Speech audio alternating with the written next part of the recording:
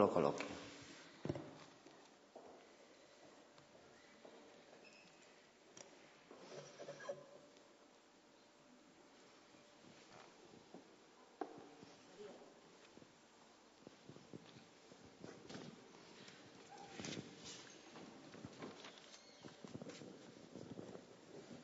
Sí.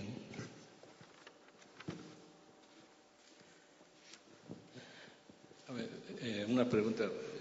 ¿Puede el cosmopolitismo alcanzar su plenitud en la actual situación? O sea, en medio de un mundo dividido en clase, imperialismo, egoísmo, insularidad y etcétera. O sea, eso es una pregunta que quería hacer. La otra es, ¿cuáles son los objetivos del cosmopolitismo, ¿no? Si son la solidaridad, igualdad, libertad.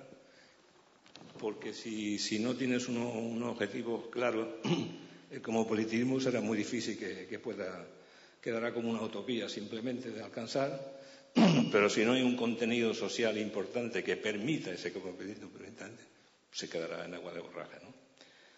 Y la tercera pregunta sería, ¿qué semejanzas hay entre el ideario cosmopolita y el ideario, digamos, comunista que nunca se alcanzó, que hubo intento de alcanzarlo pero que no se alcanzó?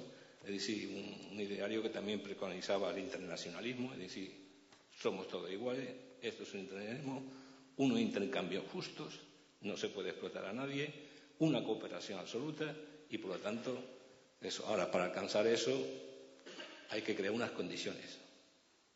Y yo creo que precisamente se fracasa siempre en el intento de crear esas condiciones. ¿Se oye? ¿Se escucha bien? ¿Se oye? No se oye. ¿Ahora sí? Ahora sí. Muchas gracias por sus preguntas. Las tres son de calado, ¿no? Tengo, por lo tanto, que improvisar mi respuesta y discúlpenme, pues, la muy posible, por no decir casi segura, imprecisión que a la hora de improvisar una respuesta ante preguntas de esta calado, pues uno no puede menos que usar, ¿no? Si es alcanzable hoy, yo creo que no, pero eso no quita para que podamos pensarlo como un horizonte, podamos y debamos pensarlo como un horizonte hacia el cual ir avanzando, aunque nunca se llegue, ¿no? Aunque demos por concedido que difícilmente se va a llegar a esa plenitud. Para quien sea deseable y deseada esta plenitud, difícilmente, incluso para estos y estas, va a ser alcanzable plenamente. Pero es lo mismo que la moral, que la democracia, que la justicia, ¿no? Bueno, nuestras contingencias, ¿no? Finitudes, debilidades, circunstancias, obstáculos, dependencias, nos privan de poder asegurar en cualquier momento que un ideal se va a alcanzar o que es previsible que se pueda cumplir, ¿no? Pero hoy por hoy, desde luego, la situación, por lo menos en el ámbito europeo, no hace pensar que un cosmopolitismo pueda alcanzarse en pocas décadas, ¿no? Pero yo creo que se avanza poco a poco, con pasos adelante, pasos atrás, pero yo creo que se va avanzando, a pesar de noticias como la de hoy, ¿no? Y, por ejemplo, el éxito en los sondeos electorales del grupo político de la señora Le Pen, ¿no? A pesar, pues, de esos movimientos a contracorriente, de las tendencias mundializadoras que vivimos, con paréntesis luctuosos, ¿no? Terribles, como los fascismos, las guerras mundiales. Yo creo que desde el siglo XVIII hasta hoy, si hacemos un cómputo entre lo logrado y lo perdido, o lo que no se ha conseguido, ligeramente en la balanza pesa más el platillo de los logros en el avance democrático e internacionalista que lo contrario. No es que sea la mía, pienso yo, igual, sí, una interpretación optimista, idealista de la historia, quizás sí, no es mi pretensión. Y me parecería que estaría equivocado si incurriera en esta interpretación idealista, ¿no?, optimista de la historia. Yo creo que es una interpretación realista. En el balance, hasta ahora, observamos que ha habido más progreso que retroceso, habiendo habido retroceso. Y hasta qué extremos, ¿verdad? Hasta qué extremos funestos. Pero aún así creo que pesa algo más el balance del progreso que el del retroceso, ¿no? Si es alcanzable el cosmopolitismo, como era su primera pregunta, debe serlo, aunque, ya digo, la realidad nos pone grandes dificultades para pensarlo así. El objetivo del cosmopolitismo yo lo asocio con la ética y con la democracia, con una ética de la responsabilidad. Yo creo que si nos adherimos a una ética de la responsabilidad, del responsabilizarse de lo que uno hace, ¿no?, sus actos actuales y sus consecuencias en el futuro, de lo que hacemos más allá de uno mismo, ¿no?, del impacto de nuestros actos en el otro, en el medio ambiente, en las futuras generaciones, en el ejemplo o contraejemplo que estamos dando con nuestra conducta, especialmente hacia los más jóvenes. Si se hace el esfuerzo y se adopta el compromiso de ser responsable, de ser capaces de dar respuesta, ¿no?, de asumir lo que uno hace, de asumirlo, pues esta ética de la responsabilidad, junto con una política democrática, y solo esta, una política democrática, a mi modo de ver, exigen el planteamiento cosmopolita. A mi modo de ver, exigen el planteamiento cosmopolita.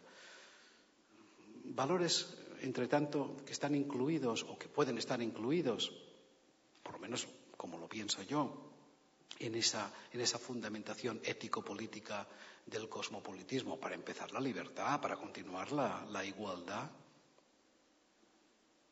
No veo cómo se puede desarrollar lo ético y lo democrático en el mundo sin que a la vez se vaya trabajando el marco cosmopolita de nuestras actividades y de nuestra comunicación, sin que se vaya trabajando este marco. No veo cómo se puede desarrollar. La democracia misma es incompleta, es todavía autocracia con la razón de Estado. Yo no digo que sea anarquista, no lo soy, pero no soy estatalista. El Estado es una institución histórica, durará lo que durará. Apenas hace 5 siglos que existe. Yo creo que es inevitable que haya política, que haya orden, una organización política, que haya instituciones, que haya leyes, incluso que haya elementos de seguridad, es decir, de coacción por parte del ordenamiento legal y político. Creo que eso es previsible y seguramente inevitable, ¿no? Pero eso no quiere decir que tenga que existir en la forma provinciana o provincial, de reparto provincial del poder político en forma de estados. Y en cuanto a la tercera pregunta, bueno, la afinidad entre cosmopolitismo y comunismo es posible. Hay documentos históricos, actuaciones, hechos, ¿no?, en la historia del socialismo y del comunismo que revelan una proximidad, o no, o lo contrario también, el socialismo en un solo país, ¿verdad? Y lo contrario también. En los campos de exterminio iban comunistas y iban cosmopolitas también. Y el ser cosmopolita se asociaba con el ser judío, pero también con el ser comunista. Hay una ambivalencia, a veces ambigüedades a la hora de interpretar el cosmopolitismo en sentido ideológico. Se le puede ver, yo creo que está mal visto, que estaría mal visto en el sentido literal del término, no en el sentido coloquial, que se asocia el cosmopolitismo con una forma lujosa de vida, de quien se puede permitir viajar, que viaja por negocios o porque es una estrella del cine, etcétera, y ese es muy fácil que sea cosmopolita, ¿no? Ir de hotel en hotel, de avión en avión, qué bonito, ¿verdad? Y hay una cierta interpretación interesada de que el cosmopolitismo es algo burgués o algo para gentes, digamos, privilegiadas con un estatus profesional, económico, que otros no se pueden permitir, ¿no? Yo creo que esta es una interpretación tergiversada y tergiversadora del cosmopolitismo. Y lo contrario también, ¿no? Identificarlo, pues, con una forma de sociedad indiferenciada, de un igualitarismo que no se ha profundizado en él, no se ha pensado, no está articulado en instituciones o en formas de organización, más allá de este vocablo, de esta noble intención, ¿no? De ser todos iguales. Y entonces se identificaría el cosmopolitismo con comunismo, pero no necesariamente. No necesariamente. Yo creo, bueno, si no me equivoco, hay compañeros y compañeras en la sala que saben más que yo al respecto de eso y de otras muchas más cosas, pero bien, los comunistas, la primera internacional, hasta la tercera incluso, ¿no? El proyecto, un proyecto internacionalista. Cuidado, internacionalista.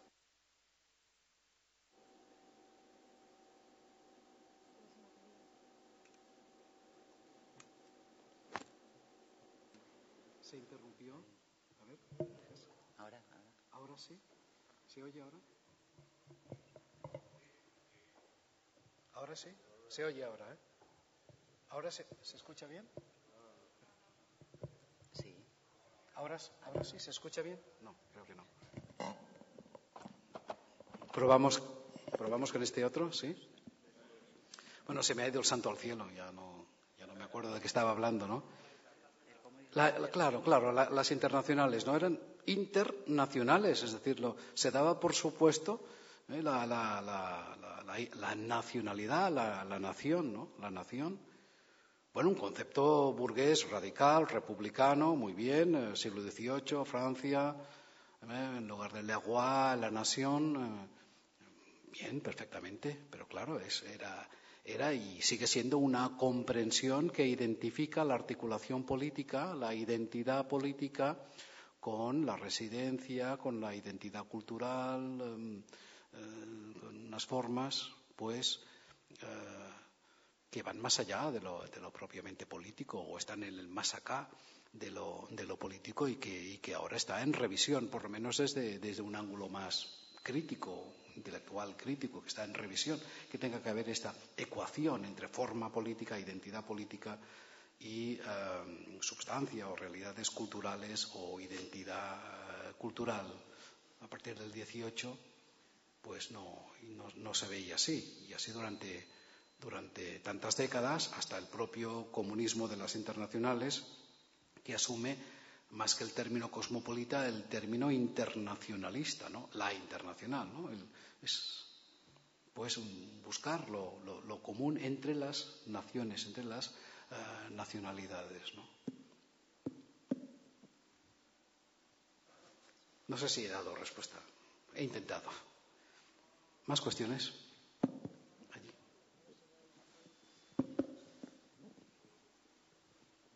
Sí, se oye, no sé. Esto no debíamos de suponer que toda esta evolución que es utópica, ¿no? Que llegue a una generalidad y es deseable, ¿no? Pero que es bastante utópica porque siempre la imperfección va unida al hombre, ¿no? Y a la persona. Que sea necesario introducir en la educación, ahora que tenemos la oportunidad, porque la educación de los niños tiene que tener una evolución, de los niños, de los jóvenes, una evolución muy importante en función de la tecnología y de la evolución de la sociedad, claro. Pero es que por lo menos aquí en Galicia yo lo que veo es que la educación no depende ya tanto de la familia como dependería de un Estado que organizase unas programaciones suficientemente éticas y morales, que no sé si estará por esa función, porque parece ser que lo que están es por amasar dinero y tener a la población como zona de trabajo para rendimiento económico. Porque me refiero a que para mí sería fundamental que a los niños se les explicase ya cuando empiezan a razonar lo mínimo, ya desde pequeñitos. Bueno, hay psicólogos que están diciendo que los 5 primeros años de formación de un niño, y eso hasta ahora en la familia o seguirá siéndolo, son los fundamentales para después fijar los principios en su vida, claro. Pero que se debía diferenciar muy bien lo que es la felicidad y lo que es el placer, porque en este momento se está abusando de que la felicidad es una suma de placeres, lo cual, sobre todo a través de las hipotecas, de eso no tiene nada.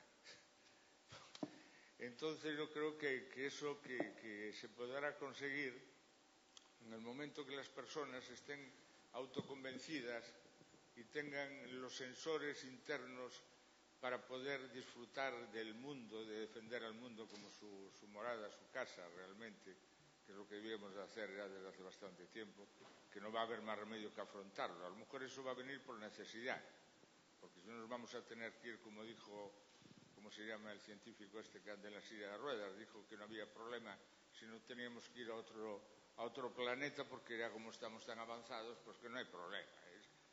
Eso a mí me parece una verdadera barbaridad. Nosotros estamos hechos para aquí, debemos defender esto, ante todo. Bueno, nada, la idea es esa, que a mí me parece que sería muy importante, o sea, que sin que pase por educar a la gente, para que esté autoconvencida, que su formación no sea la imitación de la sociedad opulenta y de los placeres de todo tipo, ¿no? Que no sea solo eso. Bueno, gracias. Gracias a usted. Entiendo que hay varias ideas y todas ellas, en fin, muy sugerentes y tan ligadas, entiendo también a la realidad en su intervención, ¿verdad? No creo que el cosmopolitismo sea nada utópico. Sería como hablar de la democracia como utópica o de la ética como utópica, de la justicia también como tal. No, yo creo que es una necesidad que hay que descubrir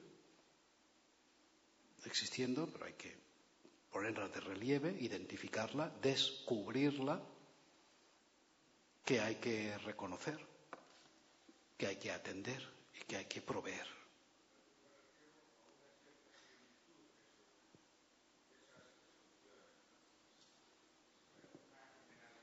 Sí, claro, una plenitud a la que se va avanzando pues con el aporte individual, con los compromisos y también, claro está, con las instituciones, ahí las de cultura y las educativas en particular, porque no, la propia universidad tiene una gran responsabilidad a la hora de formar a nuestros jóvenes y niños en una actitud de sensibilización y de compromiso con lo que es o debería ser del interés de todos para nuestra supervivencia y una existencia óptima, ¿no? Libre, ¿no? Igualitaria, feliz, la importancia de la formación de niños y jóvenes.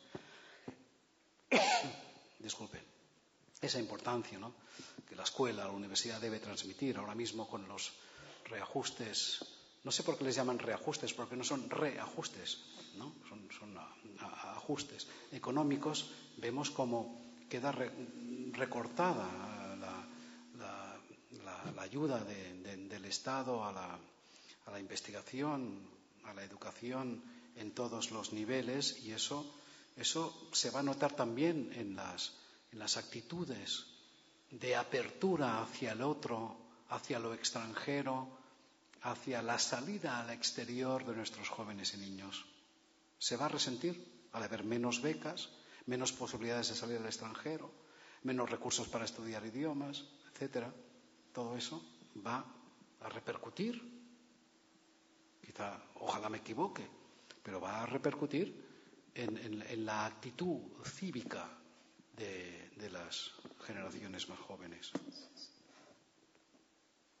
Más preguntas, si quieren. Sí.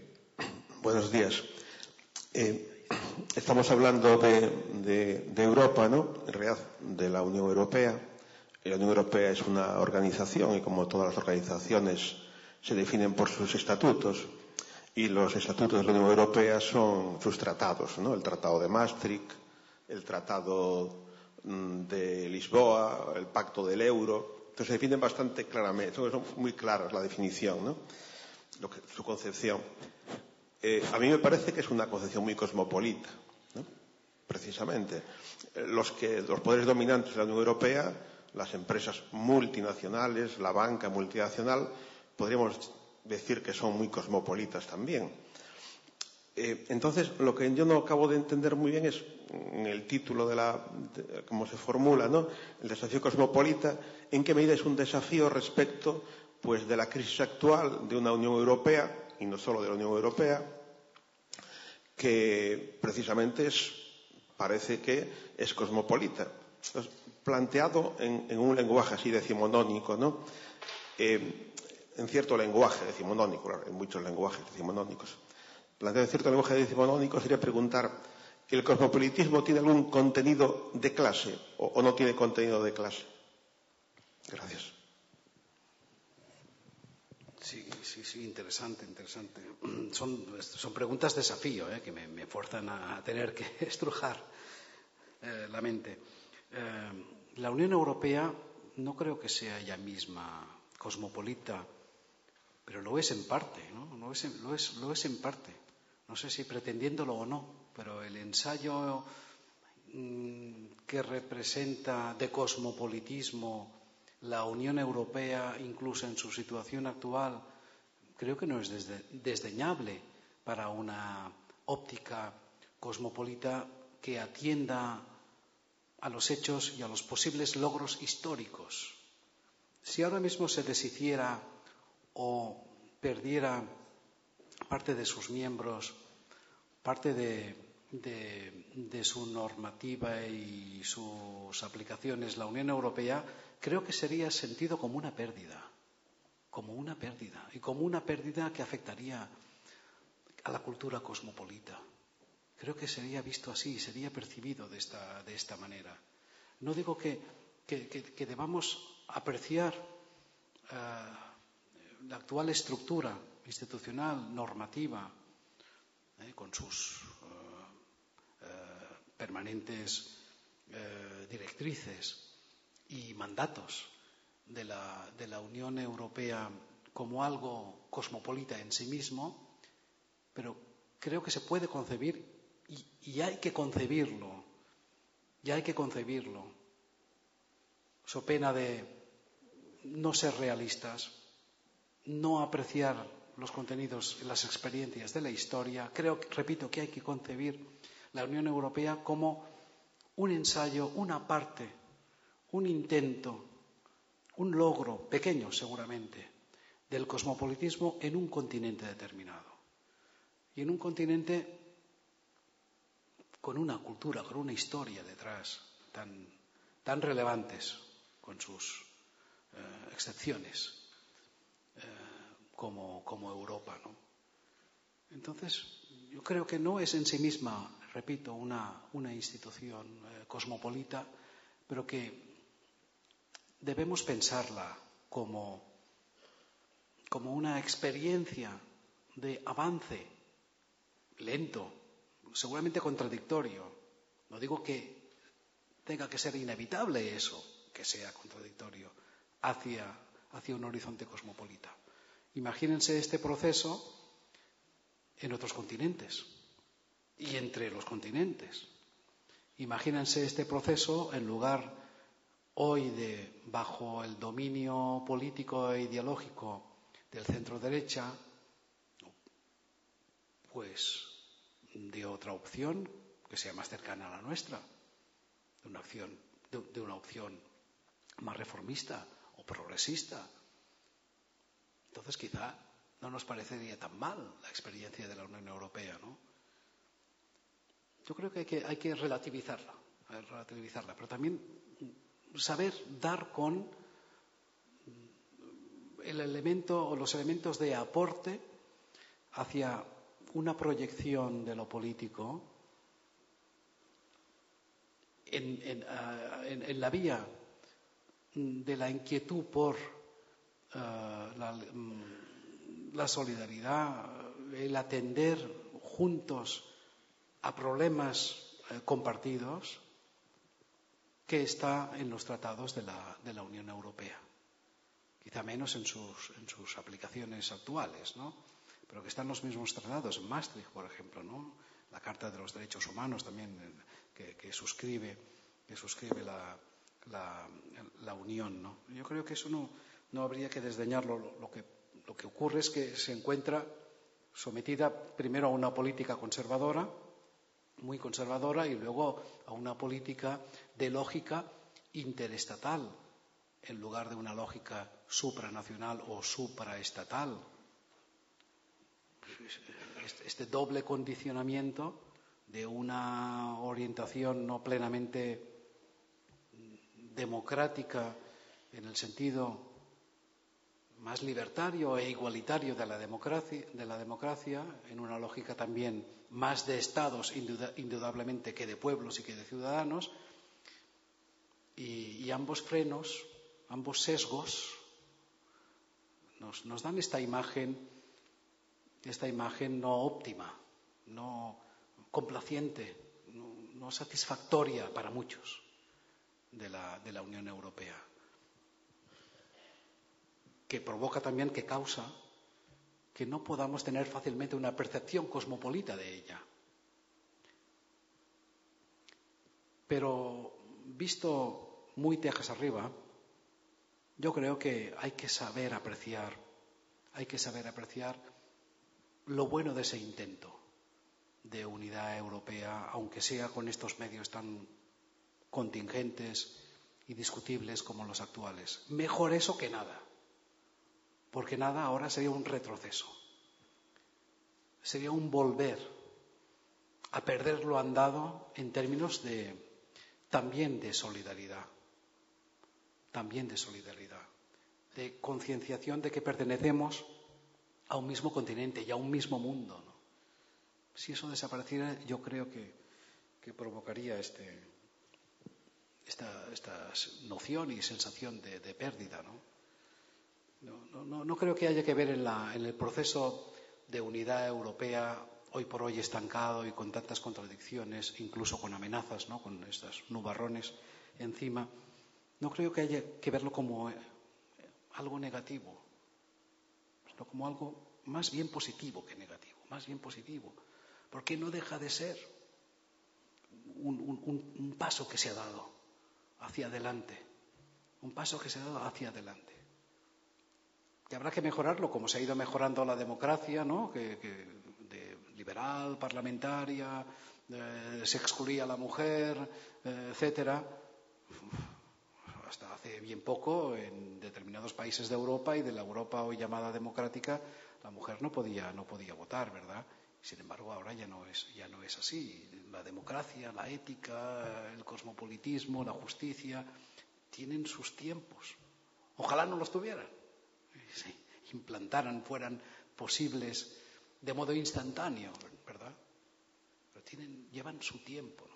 Y casi mejor que lleven su tiempo que la precipitación. Casi mejor que lleven su tiempo que la precipitación. Entonces, lo andado, lo recorrido, con apresuramiento y eficacia, en el momento más insospechado pueden desaparecer. Mientras que se ha ido larvando, aún con contradicciones, de forma más consolidada, yo creo que así relativamente es mejor. No digo que sea lo mejor, cuidado, no estoy ahora haciendo un discurso cínico en favor de un gradualismo, ¿verdad? No. Yo creo que si el gradualismo da como resultado un mayor asentamiento de las instituciones y de las actitudes democráticas, mejor eso que una instantaneidad frágil. Bueno, disculpen si me he alargado o si quizá me he ido por los cerros de Úbeda ante su pregunta.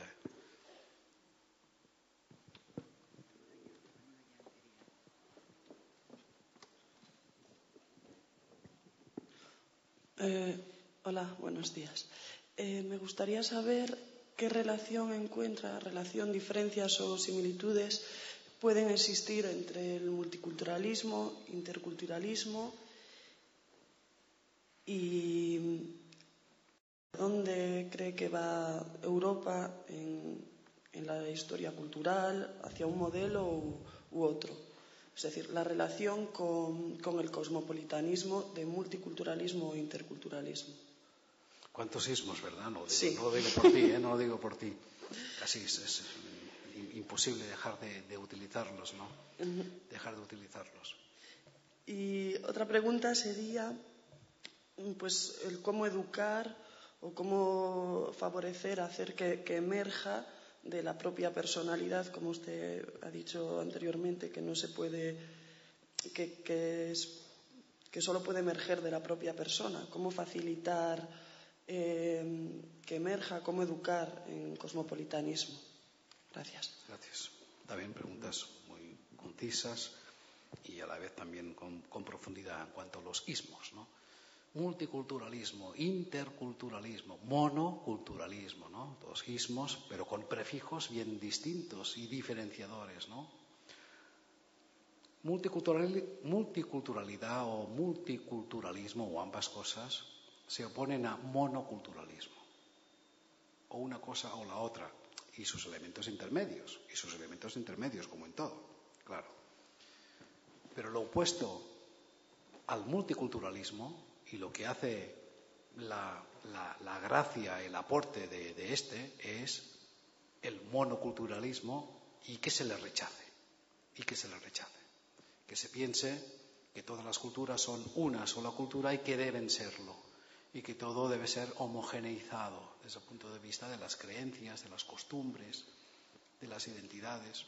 Si no se es monoculturalista, se es multiculturalista y viceversa. Monos, ¿no? Uno solo, multi, varios. Multiculturalismo hay de dos clases, fundamentalmente.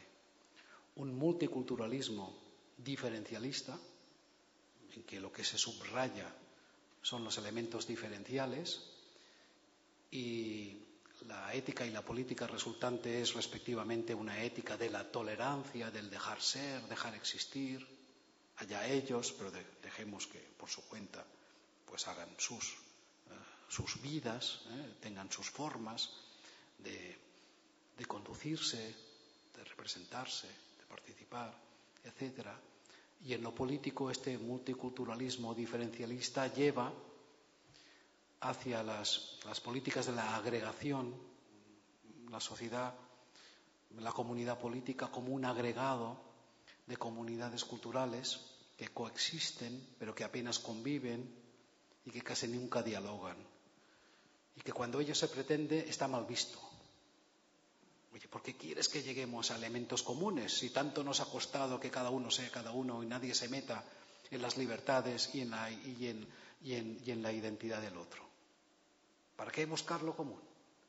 Si ya tenemos una ley, tenemos un marco y unas formas y unos protocolos de vida social y política que aseguran que cada uno, que cada grupo haga según sienta y quiera. ¿Para qué buscar más? ¿Para qué buscar más? ¿En nombre de qué religión? ¿De qué especie de falsa moral universal vas a querer conciliar y buscar elementos de compartición entre los grupos culturales distintos? El gran reproche que desde el multiculturalismo de este tipo diferencialista, si se quiere liberal, se hace a otras posiciones, ¿no? A otras posiciones. Pero luego está el multiculturalismo integrador, es decir, que aún sosteniendo, como no puede ser menos porque es multiculturalismo, aún sosteniendo el respeto a la diversidad y el fomento a la diversidad, como todo multiculturalismo, que no solo tiene que respetar, sino además de respetar, fomentar la diversidad, darle los instrumentos, darle los cauces para que pueda subsistir y desarrollarse tanto como quiera, ¿verdad? No solo se trata de tolerar, de dejar ser, sino de ayudar a que cada identidad sea. Pues bien, el multiculturalismo integrador, ¿no? buscar los elementos comunes, concedidas y respetadas y apoyadas las diferencias, ver que, de hecho, o idealmente, aún no por existir, que aún no existe, que de hecho o de principio se puede desarrollar en común entre estas diferencias y para provecho, para bien de esas diferencias. Buscar leyes, protocolos, instituciones, formas de expresar y de articular nuestras actitudes morales, cívicas y políticas, de forma que, asegurando elementos comunes, lo plural, lo diverso, pueda contar con una base y unas garantías que sin esos elementos comunes, Constitución, derechos humanos, una ética del mínimo común, el civismo, compartir el currículum escolar, etcétera, que sin estos elementos comunes la propia diversidad correría peligro. El interculturalismo pertenece a este multiculturalismo de carácter integrador. Cuando se critica al multiculturalismo mezclando el de un signo y el de otro, yo creo que no se hace bien, es algo incorrecto. Deberíamos ser conscientes de esas diferentes interpretaciones de lo multicultural y recordar de paso que si se aboga por la interculturalidad, que las culturas se conozcan, dialoguen y colaboren, por así decir, ¿no? Convivan entre ellas, que eso pertenece al multiculturalismo de carácter integrador. ¿Y por qué? Porque no se puede dejar de ser si se ampara la interculturalidad. No se puede dejar de ser partidario de políticas de protección de la pluriculturalidad, de la pluralidad cultural. Y solo tienen un nombre estas políticas, hoy por hoy, salvo que este nombre no nos apetezca usarlo, y lo comprendería incluso, ¿no? Por mi parte, que es el nombre de multiculturalismo. Lo que pasa es que la interpretación dominante, que nos viene de los campus, ¿no?, norteamericanos y de cómo se han aplicado las políticas de la diversidad cultural en el Reino Unido, en los Países Bajos y en Escandinavia, hasta hace pocos años, ahora ya no tanto, o apenas, pero hasta hace pocos años, eran políticas de multiculturalismo. Pero ya digo, si lo opuesto a monoculturalismo en políticas de diversidad, es el multiculturalismo, la interculturalidad está en este último, no puede dejar de estarlo, y en su interpretación y solo en ella de carácter integrador, buscando lo común, concedido lo diferencial y para bien de lo diferencial, para apoyo de este, buscar lo común, la ley, ¿no?, el pagar todos impuestos, el mantener una actitud cívica, valorar la importancia de la escuela y escolarizarse, etcétera. No un largo etcétera. No hace falta pedir que la gente se identifique con, se adapte a.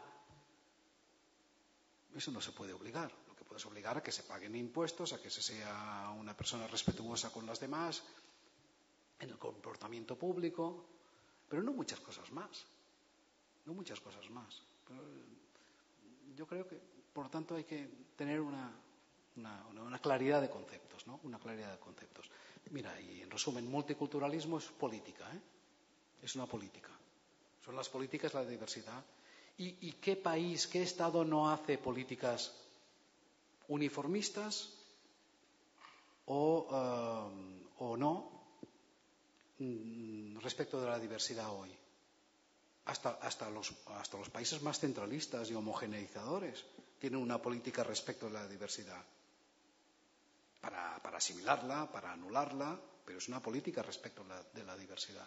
Se tienen diferentes políticas respecto de la diversidad. Pero cuando es favorable esta política a la diversidad, hoy no tenemos otro nombre que política multiculturalista. Y quien sea interculturalista tiene que recordar que no es un multiculturalismo diferencialista, de que cada uno en su gueto, o que hay que limitarse a tolerar a los otros y no dialogar con ellos, o no entrar en una relación de reciprocidad, ¿verdad?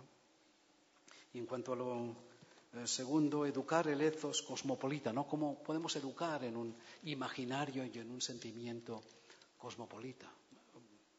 Se puede y se debe. Se puede y se debe, a mi entender. Se puede y se debe. Es tarea, ¿no?, de los teóricos, de los investigadores, de los artistas, de los músicos, de los ciudadanos, los maestros, las maestras. Es de fomentar la idea de que lo extranjero no nos ha de ser extraño, de que el otro es el otro y debe ser el otro siempre, porque hay que respetarlo, no podemos invadir su espacio. Es siempre el otro, pero el otro es otro como yo, no es otro absolutamente distinto a mí, no es un alius, ¿no?, sino un alter. Es un alter, otro como yo, pero es otro, sin duda. Para eso debo respetarle, tiene sus derechos, no puedo inmiscuirme en su campo, en su proyecto de vida, en sus intereses, salvo que afecte a todo lo mío en estos aspectos. Pero es otro como yo, no es otro ajeno, totalmente extraño a mí, que parece que es lo que ciertas políticas y modos de comportarse de las personas hoy fomenten, ¿no? El otro como el absolutamente distinto a mí, el otro terciarizado, no sé si eso lo dice Sheila Ben-Habib, ¿no? El otro terciarizado es un elemento tercero, un elemento extraño que está allí, ni en el acá ni en el delante, sino en un mucho más allá. El otro como un ser anónimo, ¿no?, indiferenciado, respecto del cual podemos mantener las actitudes más distantes y faltas de respeto, ¿no? O sea que yo creo que está en la capacidad de todos los adultos, que por nuestra profesión, que por nuestro compromiso ciudadano, tenemos que desplegar, que desarrollar, especialmente ante las jóvenes generaciones, ¿no? Ese recordar que el otro no es un alien, ¿no? Alios en latín, ¿no? Pero un alien como en la película, ¿no? Que no es alguien totalmente ajeno a nosotros, ¿no? Yo creo que esos son los grandes desafíos de la democracia y de la ética actuales, ¿no? Si eso ya desde la familia, desde la escuela, asociaciones, entidades de contacto con la juventud de tipo deportivo, cultural, artístico, lúdico, si se fomenta ese acercamiento al otro, a lo extranjero, a que formamos parte de un solo mundo, ¿verdad? En lugar de enseñarnos siempre el mismo mapa, las mismas imágenes, la misma bandera, pues yo creo que ahí iremos ganando terreno, en este sentido de amplificar la mente, ¿no? El cosmopolitismo yo lo veo como una amplificación de nuestra mente, y todo lo que sea ampliar las miras me parece que es bueno. Me parece que es bueno, mientras no coincida con una visión del horror, ni con empatizar con el horror. El ampliar la visión, si esta visión es para nosotros enriquecedora, es bueno y no merece más discusión, salvo que esa amplitud de la visión nos lleve a la experiencia del horror, que también, porque hay aventurismos que son suicidas.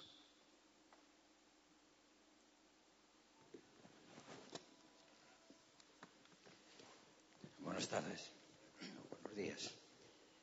Boa parte das miñas cuestións xa están contestadas. Entonces, pois, únicamente vamos a preguntar algunha cousa. Aquí, enténdeme. Voy siguiendo. Enténdeme. Sí, voy siguiendo. Vale. O cosmopolitismo normalmente empleouse como unha falta de compromiso cas loitas locales para evadirse do localismo. Pois, por exemplo, ante unha reivindicación concreta pois non sei, por exemplo, da fábrica de celulosas na Ría, pois é necesario papel para todo o mundo, ou ante a reivindicación do idioma galego, pois eu son cosmopolita, ou un idioma máis universal. Entonces, o término cosmopolita veuse usando como unha ideoloxía enfrentada a reivindicacións prácticas de tipo localista. En este sentido, considerámoslo un pouco como un pretexto de evasión dos problemas.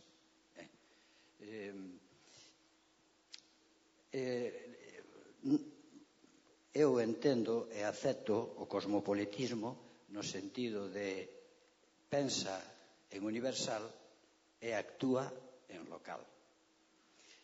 Entonces, o cosmopolitismo como unha forma política de organizar o mundo, a min pareceme que na práctica é inviable.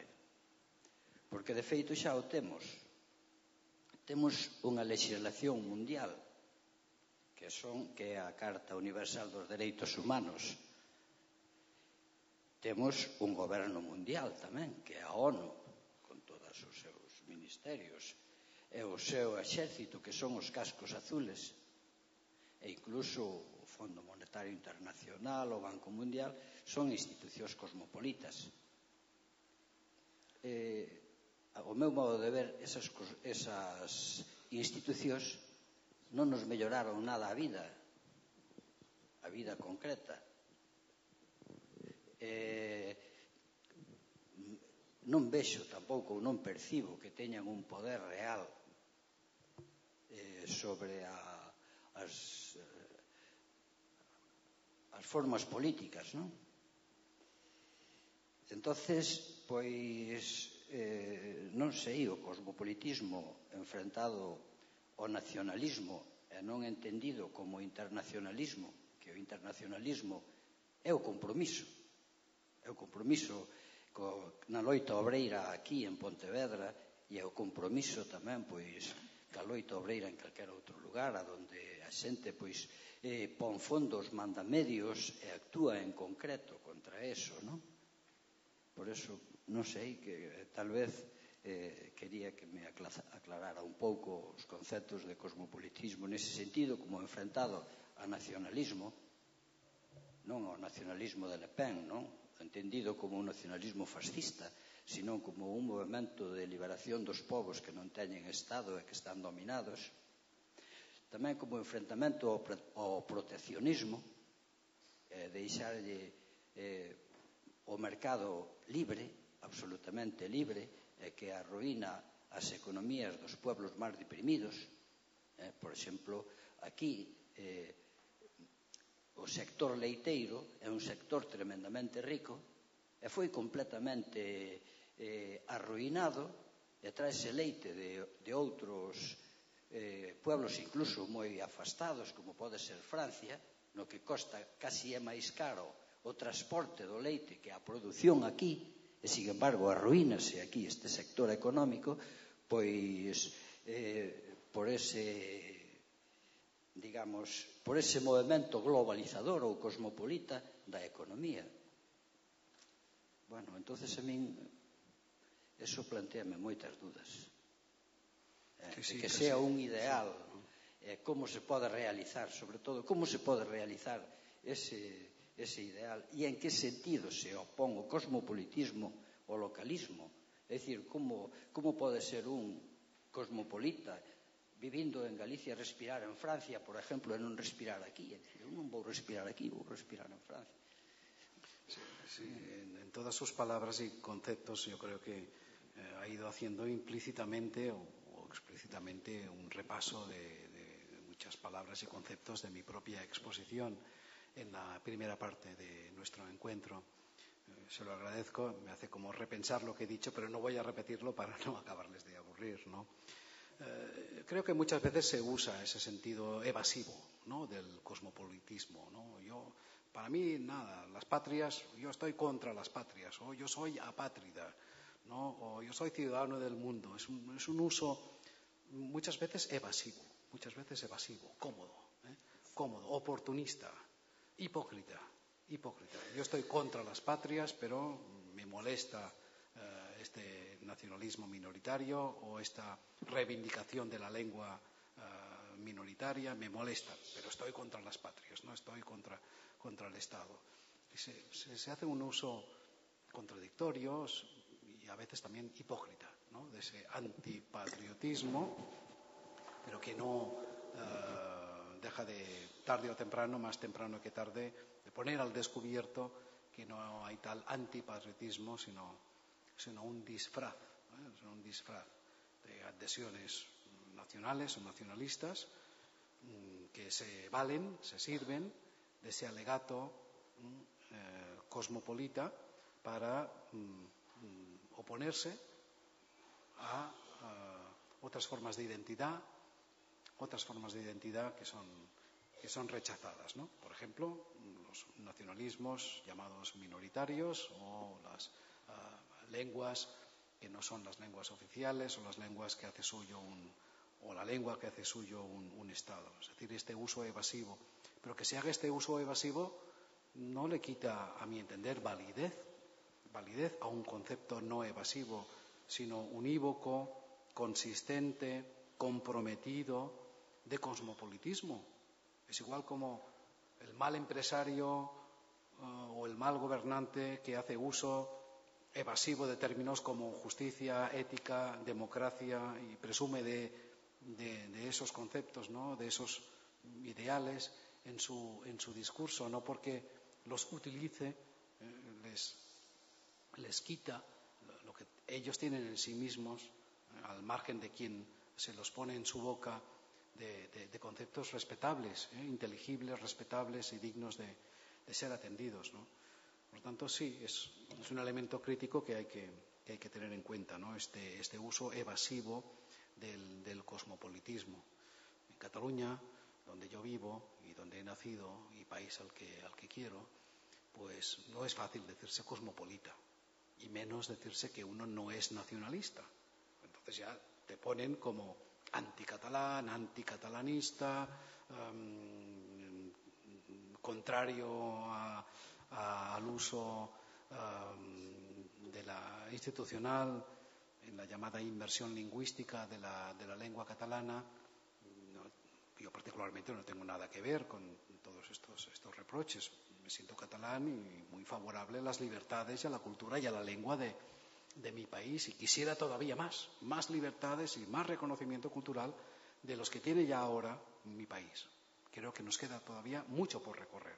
Pero para mí eso forma parte de un horizonte cosmopolita, de un avance en la ampliación de libertades y de derechos en general, e incluso de la ampliación de la democracia. Yo soy catalanista a fuer de intentar ser demócrata. Procuro serlo, no sé si lo soy, procuro serlo. A fuer de intentar ser demócrata, a fuer de intentar ser ético, a fuer de intentar ser justo, etcétera, ¿no? ¿Por qué tengo que desproveerme de estos intentos? Si son los míos, los que yo pretendo, con más o menos logro, más menos que más, me imagino. Pero si me adhiero en lo personal, y ya se lo digo a ustedes, a un ideario, no es un ideario, a una actitud cosmopolita, no es por ser anti, hasta incluso por ser pro. Lo más pro local para mí es lo universal, que entiendo, la mejor garantía de las identidades, de las libertades, de lo local. Ahora, hasta que no lleguemos a eso, a que se cumpla esta garantía o que se vaya cumpliendo, seguramente nos falta recorrer mucho trecho aún, pero lo principal es tener la actitud creo yo, que lo principal es tener la actitud y decir si uno es cosmopolita, si uno se siente y se quiere ciudadano del mundo, no en el sentido evasivo ni hipócrita, ¿por qué no decirlo? ¿Por qué no hacer como tal?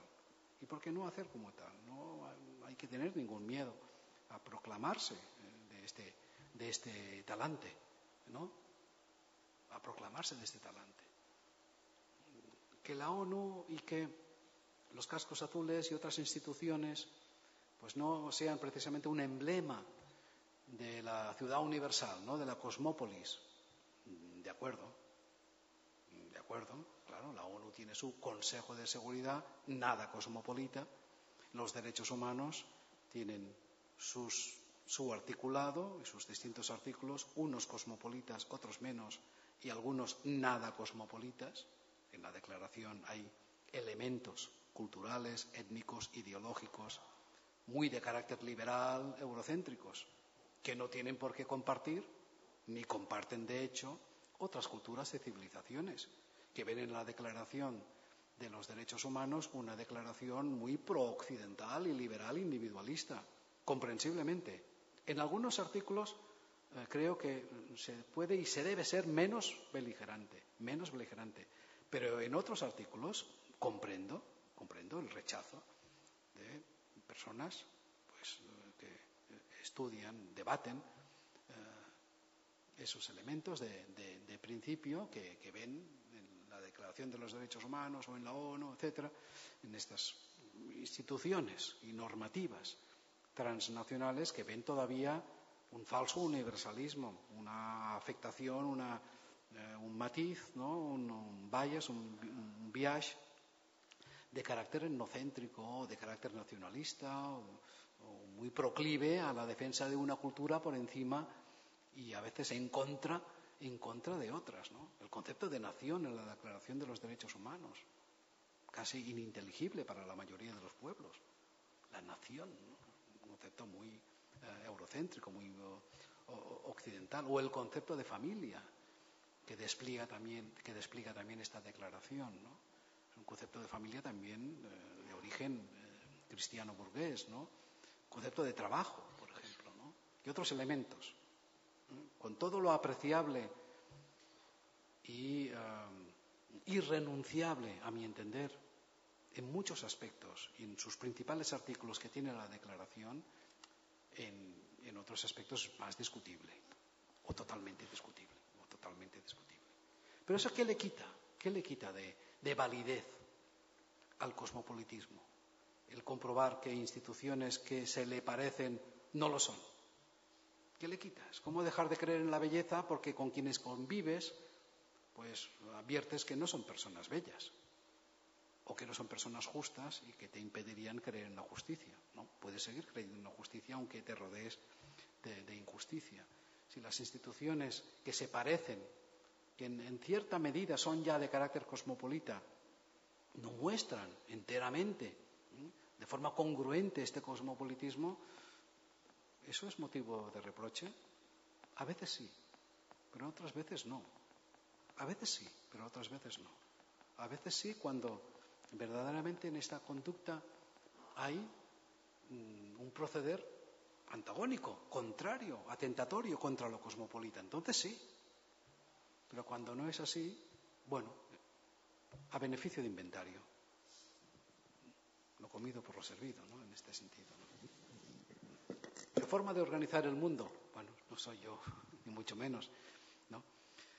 Forma de organizar el mundo. Eso será una tarea de décadas, de siglos, pero de muy pocos siglos. Yo creo que no llegará a 2 siglos. Llegaremos a una forma de organizar el mundo que será una forma internacionalista, un tipo de confederación o federación. No hay que pensar necesariamente en la ONU actual, aunque tampoco hay que despreciar, entiendo, me puedo equivocar, y sé que aquí hay todos los gustos y opiniones, como la ONU, ¿verdad? Pero es que por necesidad hemos de alcanzar una estructura de gobierno mundial que habrá que evitar, a mi modo de ver, que sea una estructura autocrática de un Estado mundial con un gobierno central, que haga lo mismo o peor que un Estado provinciano o provincial, un Estado particular como los actuales, cuando actúa también de esa forma imperativa, autocrática todavía, ¿no? Con su razón de Estado, ¿no? Con su razón de Estado. Otro gobierno mundial con su razón de Estado no me interesa a mí. Yo creo que no sería cosmopolita. El cosmopolitismo tiene un compromiso con la democracia y con la ética. Es la patria mundo, o el mundo patria. No es un artefacto, una nueva edición, una edición definitiva y a lo grande del particularismo impositivo de los Estados. O se avanza hacia un cosmopolitismo de este tipo, que permita una articulación entre todo lo diferencial, lo particular e incluso lo particularista, o sería un mal llamado cosmopolitismo, como hay también una mal llamada justicia o una mal llamada dignidad. Los batallones de la dignidad, recuerdan, no sé en qué país centroamericano, ¿no? Tampoco quisiera pronunciar el nombre para no faltarle el respeto. Se hicieron los batallones por la dignidad, con comportamientos sangrientos, ¿no? Contrarios a los derechos humanos, persiguiendo y torturando a la gente en nombre de la dignidad, nada menos, ¿no? En nombre de la dignidad. O el Partido Nacional Socialista, nazi, ¿no? Socialista en su enunciado, socialista, y cómo se comportó con los socialistas, ¿no? Bien, que haya instituciones, personajes, tendencias que se proclamen cosmopolitas o cercanas a él, pero que no lo sean, que lo desmientan en gran parte. Yo creo que no debería hacer perder pues la adhesión y la comprensión de ese término, ¿no? Creo que se mantiene todavía, creo que es un término que se mantiene como un término comprensible, que se puede razonar y que permite ser incluido en nuestra forma de comprender y de actuar en el mundo, el término cosmopolita, creo. Bien, es lo que se me ocurre, francamente, en mi respuesta. Bon, parabéns, porque gostei moito da conferencia, mesmo que tiven interrupcións e igual non comprendín todo, non? A única crítica, pero non só a conferencia, senón tamén os diferentes discursos que se fan, sería en todo caso polo que resta de humanismo teórico. É unha teima que teño de há tempo contra eses discursos ideolóxicos do capitalismo que parecen sumamente bondadosos, pero son para manter o sistema, non para subvertilo. Vamos a ver, partindo de que todos somos nacionalistas,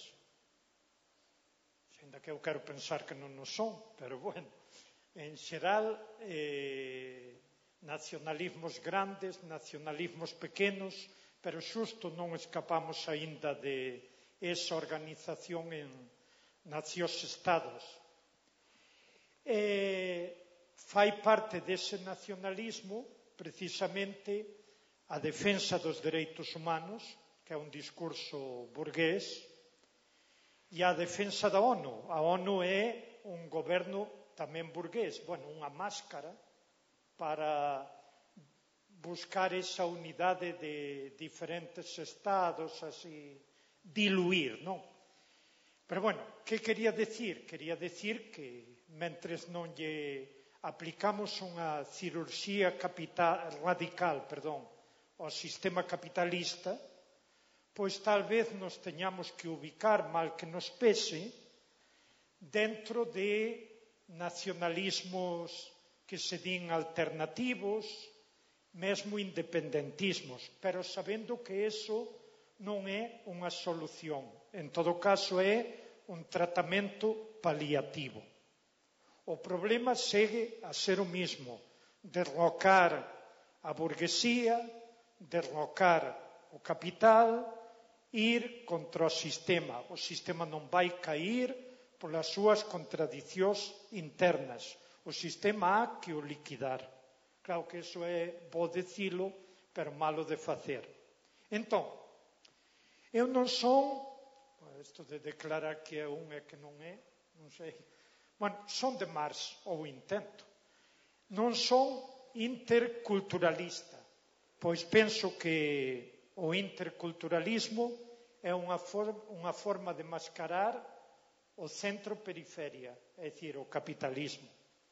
Tampouco son multiculturalista, porque é unha forma de dar cabida aos diferentes localismos que moitas veces son simplemente defensa de propiedades, defensa de leiras, que decimos aquí en Galiza, defensa de fincas particulares. Tampouco son internacionalista, pois o transnacionalismo non permite a internacionalización.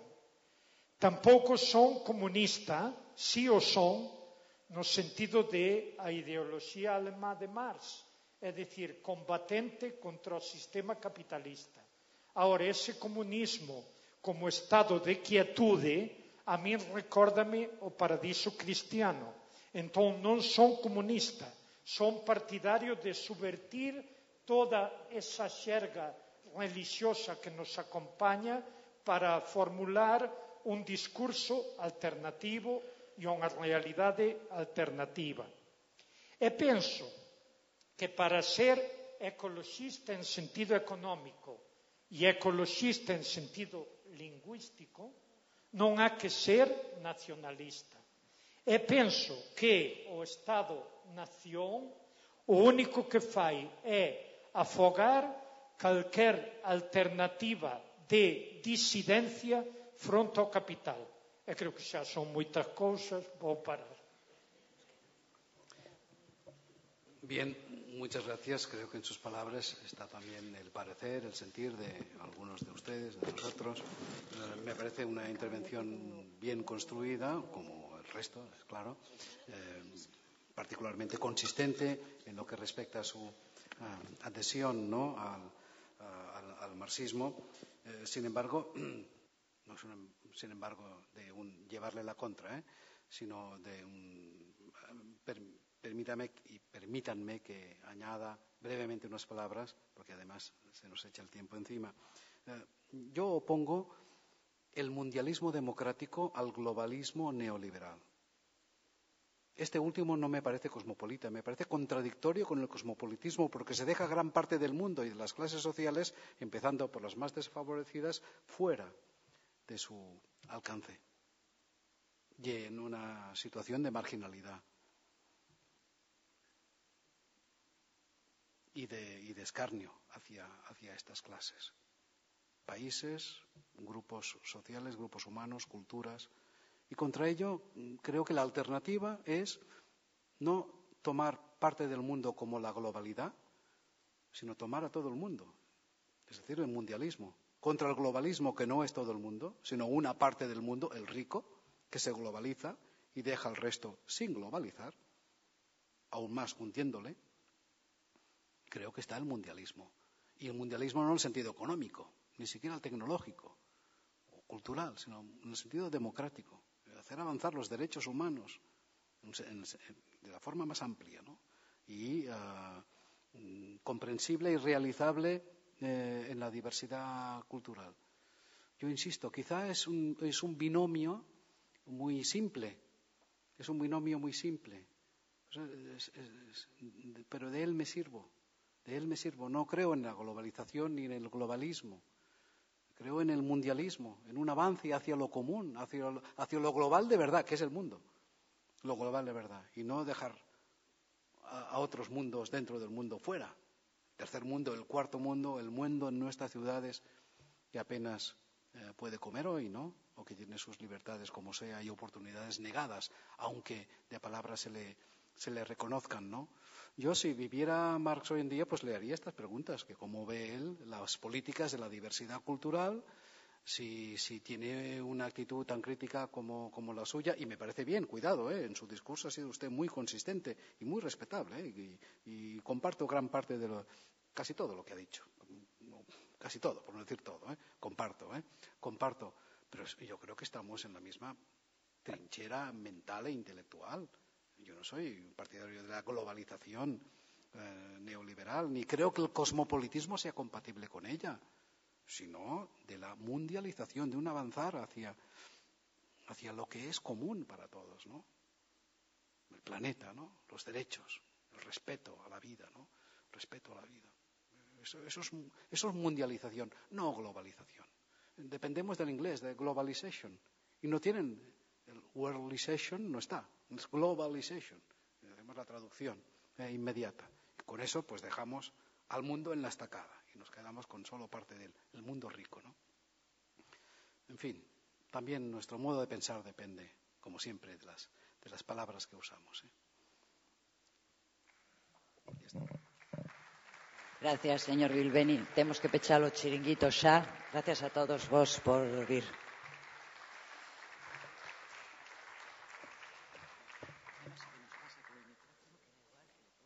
¿Qué ha pasado con el micrófono?